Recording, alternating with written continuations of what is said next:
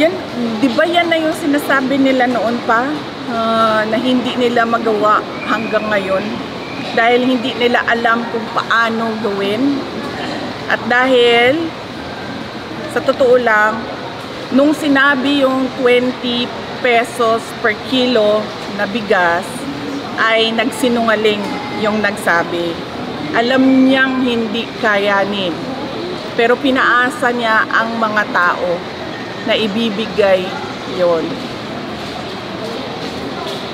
One last question. Meron akong pagdududa ha, na magbebenta sila ng 20 pesos per kilo na bigas pero hindi pang tao, pang hayop. Kanang ginatawag nila og ano sa bana siya sa murag lamaw. Gamog. Maitim. Oo, ganyan.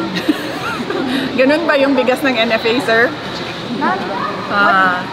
Ganyan yung pag sinabi natin 20 pesos per kilo na bigas, yung pwede kainin ng tao. Pinapakain sa baboy.